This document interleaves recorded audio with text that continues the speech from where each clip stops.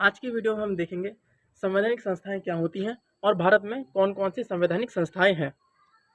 संवैधानिक संस्थाएं वह संस्थाएं होती हैं जिनका प्रावधान भारतीय संविधान में किया गया है और ये संस्थाएं देश की लोकतांत्रिक व्यवस्था को चलाने के लिए उत्तरदायी होती हैं।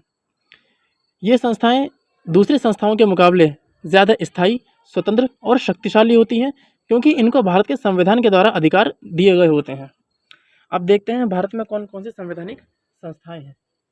सबसे पहले आता है उच्चतम न्यायालय, जिनको सुप्रीम कोर्ट ऑफ इंडिया कहा जाता है और संविधान के अनुच्छेद 124 में इनका वर्णन किया गया है।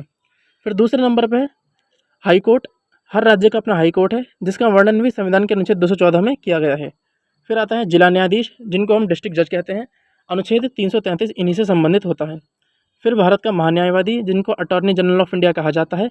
अनुच्छेद 76 इनसे संबंधित है। फिर है राज्य का महाधिवक्ता, जो अनुच्छेद 165 में इनके बारे में बताया गया है। फिर राष्ट्रीय अनुसूचित जाति आयोग, अनुच्छेद 338। राष्ट्रीय अनुसूचित जनजाति आयोग, अनुच्छेद 338A। फिर आता है राष्ट्रीय अन्य पिछड़ा वर्ग आयोग, अनुच्छेद 338B।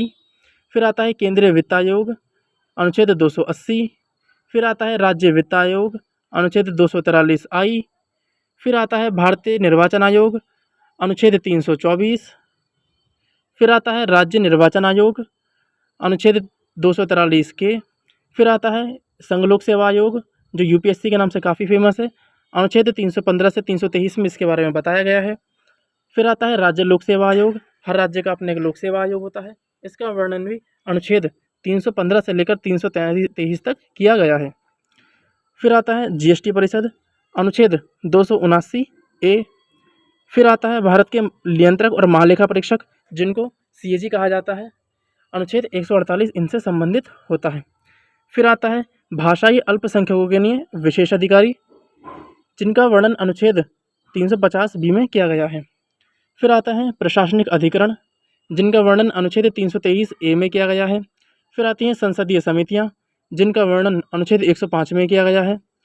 फिर आती हैं सहकारी समितियां, जिनका वर्णन अनुच्छेद 243ZH से ZT तक किया गया है। उसके बाद आता है राजभाषा पर संसदीय आयोग या राजभाषा आयोग, इनका वर्णन अनुच्छेद 344 में किया गया है। जिला आयोजना समिति, अनुच्छेद 243ZD से। फिर महानगरीय आयोजना समिति, अनुच्छेद 243ZE से संबंधित है। अंतर्राज्यीय परिषद, इसको अंतर सरकारी परिषद भी कहा जाता है, अनुच्छेद 263 इसी से संबंधित है। फिर ग्राम पंचायत, अनुच्छेद 243। और आखिरी है नगर निगम, ये भी अनुच्छेद 243 इसी से संबंधित है।